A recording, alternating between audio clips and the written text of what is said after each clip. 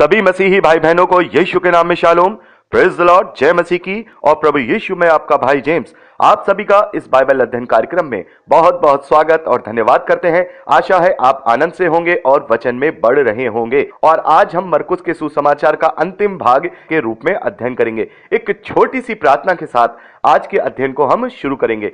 Hallelujah, धन्यवाद करते हैं महान पिता परमेश्वर तेरे अद्भुत रीति वाले प्रेम, तेरे अनुग्रह और तेरी सारी आशीषों के लिए। धन्यवाद करते हैं इस बाइबल अध्ययन कार्यक्रम के लिए पिता परमेश्वर। प्रार्थना करते प्रभु इस बाइबल अध्ययन कार्यक्रम को हम आपके हाथों में सौंपते हैं। आप अपने पवित्र आत्मा की अगुवाई हम पर भेजिए ताकि आपकी इच्छा सुनने वालों और सुनाने वालों दोनों पर पूरी हो सके। सब कुछ, सारी व्यवस्थाओं का आपको हाथों में सौंपते हैं। इस प्रार्थना विनती निवेदन को यीशु के सामर्थी नाम में मांगते हैं, आमीन। पिछले भागों में हमने मरकुस के सुसमाचार का 11वें अध्याय तक पढ़ा था। उसको संक्षेप में उसका अध्ययन किया था, क्योंकि हम पहले मत्ती के सुसमाचार में 95% बातें हैं जो हम पहले डिस्क्राइब कर चुके हैं। और अब समय है कि हम उसके 12वें अध्याय से आगे बात करेंगे। जैसा मैंने आपको पिछली क्लिपिंग में भी बताया था कि 12वां और 13वां और 14वां अध्याय, ये सारे के सारे हम लोग बहुत ही अच्छी तरह से डिटेल में पहले हम मत्ती के सुसमाचारों में पढ़ चुके हैं। लेकिन मैंने पढ़ूंगा, हेडिंग्स के साथ पढ़ूंगा, और वो रेफरेंस कहाँ पर मिलते हैं ताकि आप उससे लिख सकें। क्योंकि जिनके पास नई बाइबल है वो तो उन्हें प्रॉब्लम नहीं होगी, क्योंकि उनको सारे रेफरेंस वहाँ उनको मिल जाते हैं। लेकिन जिनके पास नई बाइबल नहीं है तो वो लिख सकते हैं। तो हम शुरू करते हैं 12वें अध्याय से।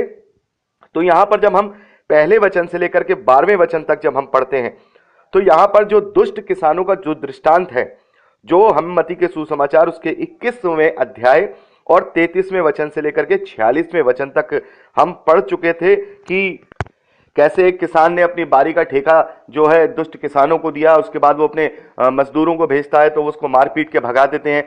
फिर वो अपने पुत्र को भेजता है तो उसका घात कर देते हैं। तो हमने बात की थी वहां पर जो इजरायली लोग हैं, जो यहूदी लोग हैं, उनसे वो सारी चीजों को लेकर के सारी जाति जाति के लोगों को जो है प्रभु यीशु मसीह के जो सैक्रिफिकेशन के बाद, क्रूसिफिकेशन के बाद दे दिया जाएगा। वो सारी चीजें हमने पढ़ी थी। और हमने जो कोने के सिरे का जो पत्थर है उसके विषय में भी हमने इसको वहां पर अच्छे से डिफाइन किया था। तो आप देख सकते हैं ये 12वां अध्याय पहले वचन से लेकर जो 12वां वचन है, ये हम मत्ती के सुसमाचार 21वें अध्याय उसके 33वें वचन से लेकर 46वें वचन तक पाते हैं। अब जब हम आगे बढ़ते हैं तो 13वें वचन से लेकर के जब हम 27वें वचन तक पढ़ते हैं तो यहां पर जो कैसर को कर देने के विषय में और जो पुनरुत्थान और विवाह के विषय में जो बातें हैं, वो बातें भी हम जो है मत्ती के सुसमाचार में पढ़ चुके हैं। जो कैसर को कर देने के विषय में जो प्रभु यीशु मसीह ने कहा था कि जो कैसर है वो कैसर को दे और जो प्रभु का है, जो परमेश्वर का है, वो परमेश्वर को दे। तो यहां पर जो उन्होंने बात बताई थी कि दुनियावी रीति से और आत्मिक रीति को कैसे परमेश्वर ने अलग किया, प्रभु यीशु मसीह ने अलग किया था।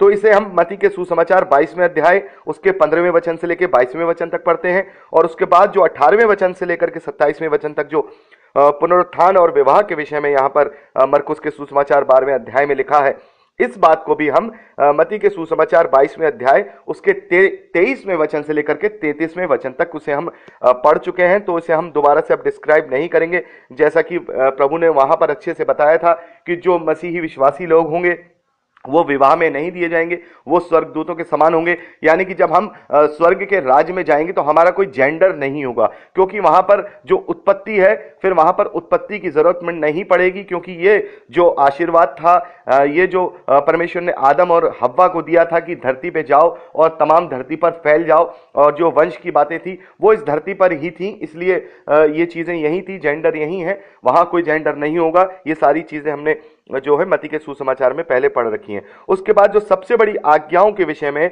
यहां पर जब हम आगे बढ़ते हैं 28वें वचन से लेकर के हम जब पढ़ते हैं इसको 34वें वचन तक, तो जो प्रभु की जो मेन 2 बड़ी आज्ञाएं थी उनको भी हम मत्ती के सुसमाचार उसके 22वें अध्याय और उसके 34वें वचन से लेकर के 40वें वचन तक पढ़ चुके हैं। जहां पर हमने बहुत अच्छे से डिस्क्राइब किया था कि प्रभु यीशु ने कहा कि तुम अपने परमेश्वर से पूरे मन, पूरे प्राण, पूरी बुद्धि के साथ प्रेम रखो, और उसके साथ ये दूसरी आज्ञा भी है कि तुम अपने समान अपने पड़ोसी से प्रेम रखो। तो मैंने आपको बताया था कि ये दोनों आज्ञाएं आपस में कैसे सिमिलर हैं, कैसे हम परमेश्वर से अपने प्रेम को सिद्ध कर सकते हैं। जब हम अपने पड़ोसी से प्रेम करते हैं, उसका ख्याल रखते हैं, उसकी सुधि लेते हैं, तो कैसे हम फिजिकली रूप से भी परमेश्वर से अपने प्रेम को हम प्रकट कर सकते हैं। और क्या मन से और बुद्धि और प्राण से परमेश्वर से प्रेम रखना क्या होता है, इन सब बातों को हम पहले सब बहुत अच्छे से हम इसको डिस्क्राइब कर चुके हैं। अब हम आगे बढ़ते हैं, जहां पर जो 35वें वचन से लेकर 37वें वचन तक जो प्रभु यीशु मसीह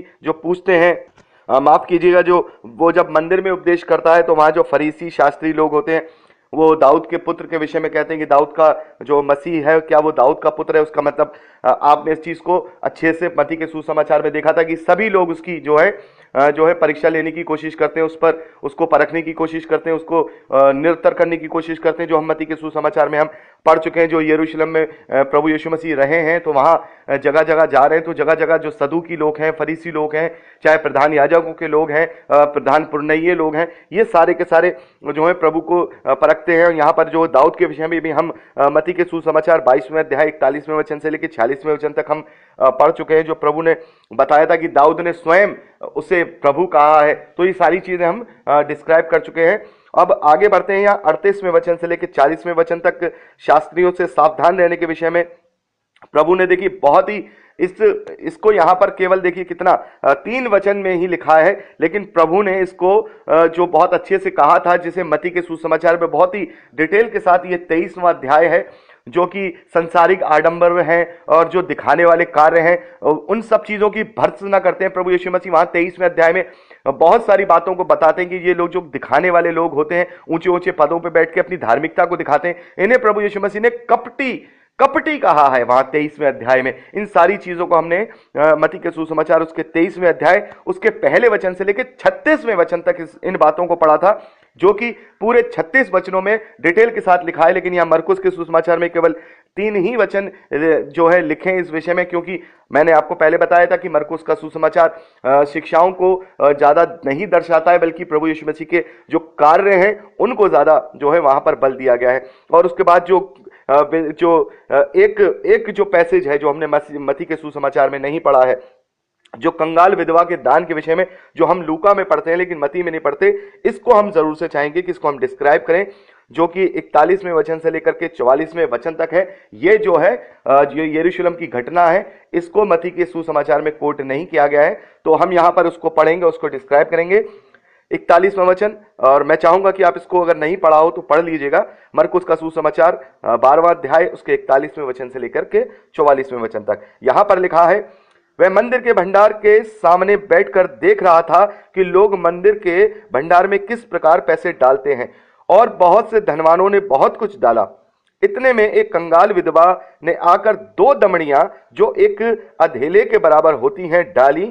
तब उसने यानी प्रभु यीशु मसीह ने अपने चेलों को पास बुलाकर उनसे कहा, मैं तुमसे सच कहता हूं कि मंदिर के भंडार में डालने वालों में से इस कंगाल विधवा ने सबसे बढ़कर डाला है, क्योंकि सबने अपने धन की बढ़ती में से डाला है, परंतु इसने अपनी घटी में से जो कुछ डाला था, अर्थात अपनी सारी जीविका इसमें डाल दी है। तो यहां पर इस पैसेज को जब हम पढ़ते हैं तो इसको बहुत ज्यादा डिस्क्राइब करने की जरूरत नहीं है। ये बहुत ही साफ तौर पे खुलकर इस बात से प्रभु यीशु मसीह हमसे क्या कहना चाहते हैं आप अच्छे से समझ सकते हैं कि जिसने अपनी बहुतायत में से अगर थोड़ा दे दिया तो उसने क्या ऐसा बड़ा काम कर दिया। तो जिसने भी अपनी घटी में से परमेश्वर के राज्य के लिए अपने हाथ को बढ़ाया, तो यहां प्रभु यीशु मसीह कहते हैं कि इस धरती पर भी वो दान बड़ा माना जाएगा, और वो परमेश्वर के राज्य में वो दान बहुत बड़ा माना जाएगा, क्योंकि उसके लिए वो 2 दमड़ियां बहुत बड़ी हैं। उसकी जीवन भर की, यहां पे लिखा है, उसने अपनी पूरी जो जीविका है, यानी कि जो उसने पूरी सैलरी है, जो उसने 2 दमड़ी कमाई थी, वो भी उसने परमेश्वर के मंदिर में दान कर दी है। और यहां पर प्रभु यीशु मसीह ने उसके दान को बहुत बड़ा ठहराया है। तो हम देखते हैं कि आसानी से प्राप्त की हुई चीजों को अगर हम किसी को दे देते हैं तो उसमें ज्यादा बड़ी जो है बात नहीं है, लेकिन जिसे हमने बहुत मेहनत से और बड़ी तकलीफों के साथ किसी चीज को गेन किया होता है, अपनी सैलरी को गेन किया होता है, जब हम उसे परमेश्वर के राज्य में देते हैं, अपने दिल को खोलते हैं, अपने हाथों को बढ़ाते हैं, तब परमेश्वर उसकी कैसे सुधि लेते हैं। प्रभु ने यहाँ पे उन सब, देखिए यहाँ पे बहुत बड़ी बात है, बहुत सारे दान देने वाले हैं, वहां बड़े बड़े अमीर लोग हैं, धनवान लोग हैं, वो दान दे रहे हैं, लेकिन प्रभु ने किसी की तरफ अपना ध्यान जो है नहीं दिया, लेकिन केवल एक उस विधवा के जो कंगाल विधवा है उसके ऊपर अपना ध्यान ले गया। ऐसे ही जब हम मसीही विश्वासी लोग जब परमेश्वर के कार्यों के लिए अपने हाथों को बढ़ाते हैं और अपनी कमी घटी में से परमेश्वर के राज्य के लिए उनको जो है उन्हें खर्च करते हैं, लोगों की सहायता के लिए खर्च करते हैं, दीन दुखियों के लिए खर्च करते हैं, तब उनका जैसे प्रभु का एकदम से अट्रैक्शन यहां हुआ ना, वैसे ही परमेश्वर का अट्रैक्शन भी उनकी तरफ खास तौर पे हो जाता है। और तब जो है आनंद होता है कि हां, ये जो बेटा है या जो बेटी है सही मायने में अपनी इस चीज का जो सैक्रिफाइस, क्योंकि इस दुनिया में सबसे बड़ा सैक्रिफाइस जो आजकल की दुनिया में हमेशा से ये रहा है कि जो धन दौलत पैसा और जो अपने कंफर्ट की चीजें उनका सैक्रिफाइस करना बहुत बड़ी जो है शरीर की अभिलाषा को ठुकराना होता है। तो ये जो है एक तरह से अपने आप में अपनी शरीर की अभिलाषाओं को ना समझ करके उन्हें नीचा रख के परमेश्वर के राज्य के लिए अपने हाथों को खोलना, ये वहां पर जो है इस बात को बड़ा ठहराती है कि उसने जो है कैसे अपनी जीविका को पूरी तरह से परमेश्वर के लिए दान कर दिया। तो मैं आपको यहां इस पैसेज से एक बात और बताना चाहता हूं कि बहुत से लोग हैं जो ये सोचते हैं कि जो है दान देना, ये सारी चीजें देना, ये जो है मसीही विश्वासियों को बहुत से लोग क्लेम करते हैं कि नहीं देना चाहिए और ऐसा नहीं करना चाहिए, कलीसियाओं में नहीं देना चाहिए, वहां नहीं देना चाहिए। तो मैंने एक वीडियो बनाया था जिसमें 10वां अंश के विषय में मैंने बताया था कि 10वां अंश अब मसीही विश्वासियों पर लागू नहीं होता है, और यह बिल्कुल सत्य बात है, क्योंकि 10वां अंश लेवियों के लिए रखा गया था। लेवी जो एक गोत्र है, जैसे कि अब जब हम पुराना नियम पढ़ेंगे तो आप सब कुछ आपको क्लियर हो जाएगा, सारी बातें आपको जो है खुल के 1-1.5 साल में जब हम बाइबल अध्ययन करेंगे तो आप परमेश्वर ने चाहा तो सारी चीजें समझ जाएंगे। तो मैंने 10वां अंश के विषय में बताया था कि 10वां अंश देना जो है अब किसी भी मसीही विश्वासी पे कंपलसरी नहीं है, क्योंकि 10वां अंश का जो नियम था वो लेवी याजकों के लिए था। लेकिन वहां पे कुछ लोगों ने यह समझा कि मैं जो है परमेश्वर के लिए लोगों को दान देने के लिए मना कर रहा हूं। लेकिन सीधी बात है, अगर परमेश्वर के लोगों को या परमेश्वर के कार्यों के लिए अगर हम अपने हाथों को नहीं खोलेंगे तो निस्संदेह वो शैतान की परीक्षाओं में फंसेंगे और परमेश्वर के कार्य रुकेंगे। तो मैंने बहुत ही अच्छी तरह से समझाया था, जैसे कि पुराने नियम में एक व्यवस्था था कि 1 साल वो मंदिर में जाके अपना 10वां हिस्सा दिया करते थे, फिर उसके अगले साल वो अपने परिवार के लिए रखा करते थे, उसके अगले साल वो परदेशियों, विधवाओं और अनाथों के लिए उस पैसे को खर्च किया करते थे। तो यहां पर हमें जो अपने जो दान का जो सिस्टम है वो इस प्रकार से रखना होगा, क्योंकि यहां प्रभु यीशु मसीह दान देने के लिए मना नहीं कर रहे हैं। प्रभु यीशु मसीह उसके दान को बहुत बड़ा बता रहे हैं, क्योंकि जो अपनी घटी में से दे रहा है तो अपने सैक्रिफाइस को वहां कर रहा है। तो यहां प्रभु यीशु मसीह जो है उसको बहुत बड़ा बता रहे हैं। वहां पे वो ये नहीं कह रहे हैं कि रुक जा, एक जो विधवा औरत उसको कह रहे हैं तू अपना दान मत दे, ये चीज मत कर। वहां पे दान देने के लिए प्रभु यीशु मसीह मना नहीं कर रहे हैं मंदिर में, लेकिन प्रभु क्या कह रहे हैं कि इसका दान सबसे बड़ा माना जाएगा। तो हम जो मसीही विश्वासी हैं उनको भी अपनी सेटिंग और व्यवस्था अपने जो हमें जो परमेश्वर के कार्यों के लिए देना है या इन सारी और भी चीजें, दीन दुखी हैं, बीमार हैं, उनके लिए देना है, तो हमें अपने जो दान देने का जो सिस्टम है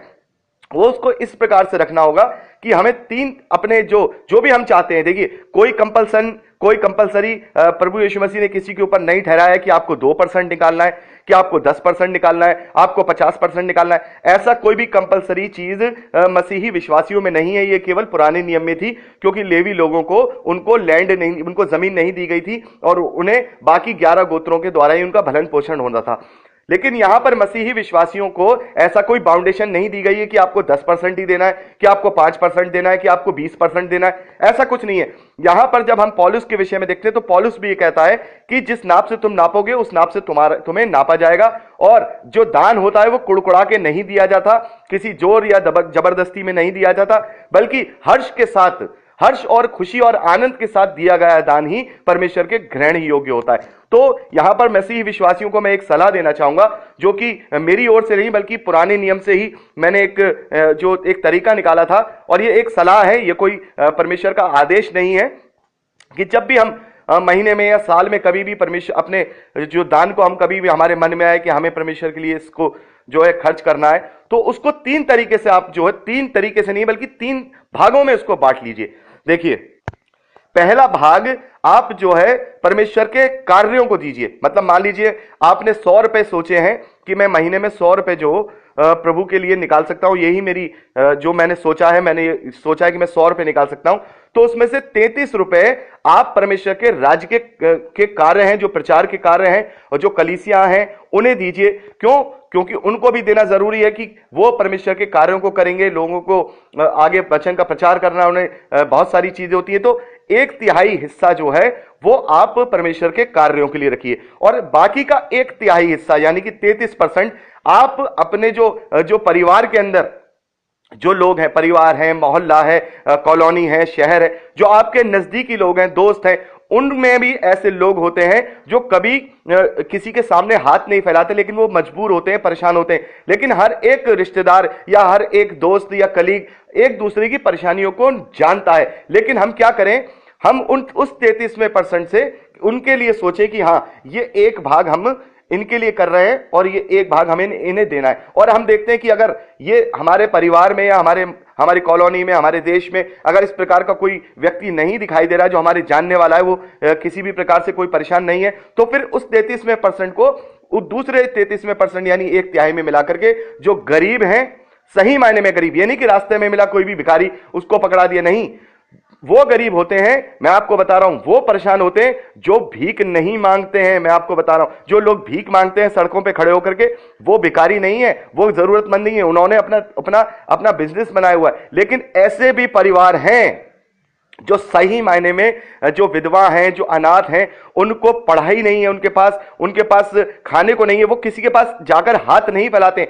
तो ऐसे ऐसे लोगों को ढूंढ करके उन तक वो तीसरा हिस्सा पहुंचाइए। तो इस तरीके से भी हम कर सकते हैं कि एक महीना हम परमेश्वर के कार्य के लिए करें, अगले महीने हम दीन दुखियों के लिए करें, उसके अगले महीने हम अपने रिश्तेदार, अपने भाई बहनों के लिए ये सारी चीजें करें। तो ये सारी चीजें हमें जो है अपने अंदर वो करनी है। और ऐसा कोई मैं आपको आदेश नहीं दे रहा हूं कि आपको ऐसा करना, नहीं। अगर आपको ऐसा लगता है कि नहीं मुझे पूरा पैसा परमेश्वर के लिए देना है, तो आप वो भी देंगे, तो उसका भी प्रतिफल जो है परमेश्वर स्वर्ग के राज में देंगे। और देखिए मैं आपको एक और बात बताऊं, यहां जो हम करते हैं इसका जो प्रतिफल है हमें इस धरती पर मिले ना मिले, ये परमेश्वर के ऊपर है। हो सकता है वो आपको उसका प्रतिफल यहां भी दे, लेकिन बाइबल हमें सिखाता है कि इसका प्रतिफल हमें स्वर्ग के राज में 100 गुना रूप में मिलेगा। इस धरती पे नहीं कि हमने सोचा कि हमने परमेश्वर के कार्य के लिए 10,000 रुपए खर्च कर दिए तो परमेश्वर उसका 100 गुना 1 लाख रुपए 10 लाख रुपए करके लौटा देगा। ऐसी कोई फैक्ट्री परमेश्वर ने नहीं खोली है, लेकिन वो आपके हृदय को जानता है, आपके हृदय को जांचता है, तो इसका पलटा आपको स्वर्ग के राज में 100 गुना 1000 गुना रूप में आपको मिलेगा। और ये चीज वहां पर आपकी काउंट की जाएगी। और यहां पर तो आपकी सारी आवश्यकताएं जो परमेश्वर हमारा स्वर्गीय पिता है वो तो अवश्य पूरी करेगा। तो हमें दान ये सोचकर नहीं देना है कि मुझे इसके बदले में कुछ धरती पर मिल जाएगा, कुछ नहीं मिलेगा। मैं आपको गारंटी दे रहा हूं, अगर आपने ये सोच करके किसी को दान दिया कि यहां मैं अगर 10 रुपए खर्च कर रहा हूं तो परमेश्वर मुझे 100 रुपए वापस कर देंगे, तो ऐसा सोच के अगर आप करेंगे तो आपको कुछ नहीं मिलने वाला है। आप ये सोचिए, ये तो मैं अपने प्रेम को प्रकट कर रहा हूं, मैं ये प्रभु के लिए दे रहा हूं, मैं इसको पाने के लिए नहीं, मैं इस धरती पर उस चीज को पाने के लिए नहीं दे रहा, बल्कि स्वर्ग के राज में अपने आप को प्रकट करने के लिए, अपने प्रेम को प्रकट करने के लिए, उस प्रतिफल के लिए दे रहा हूं जो मेरे को स्वर्ग के राज में मिलेगा। तो हमें अपने दिमाग में ये रखना है। और जैसे मैं अपनी बात पे आता हूं कि जैसे अगर हमारा मन होता है, मान लीजिए 100 रुपए, आप किसकी कोई सिर्फ 100 ही रुपए निकाल रहा है तो वो किसी के काम नहीं आ रहे, 33 रुपए किसके काम आएंगे। तो इससे अच्छा कि ये देखें कि वो सबसे ज्यादा उसका नीडी कौन है, सबसे ज्यादा नीडी कौन है, तो आप वहां डिसाइड करिए, पवित्र आत्मा आपको अगुवाई करेंगे और उसके बाद उस अपने दान को वहां पर यूज करिए। तो ये तरीके मैंने आपको बता दिए, 3 तरीके से हम अपने दान को यूज कर सकते हैं। और यहाँ पे दान के विषय में प्रभु ने जो है मना नहीं किया है, और इसको वहां पर उन्होंने एकदम से अट्रैक्ट हुए इस चीज पे और बोले, चेलों को बताए, देखो ये दान सबसे बड़ा दान है। तो हमने यहाँ 12वें अध्याय को कंप्लीट कर लिया है। अब अगली क्लिपिंग में हम 13वें अध्याय की ओर आगे चलेंगे। प्रभु आप सबको बहुत आशीष दे। Praise the Lord. दोस्तों, यदि आपको ये प्रचार पसंद आया है तो प्लीज शेयर जरूर करिए। और अगर आप चाहते हैं कि हमारे और भी वीडियो देखना जो हमने अपलोड किए हैं और जो हम आगे अपलोड करेंगे, तो आप हमारे चैनल को सब्सक्राइब कर लीजिए और वहां बेल आइकन है उसे टच करिए, ताकि जब भी हम नया वीडियो डालें वो नोटिफिकेशन आप तक जरूर पहुंचे। तो दोस्तों, आज के लिए इतना ही। परमेश्वर आपको सुरक्षित रखे, आप आनंदित रहें, परमेश्वर में आशीष पाए और बढ़ते जाएं, यीशु के सामर्थ्य नाम में, आमीन। Praise the Lord. जय मसीह।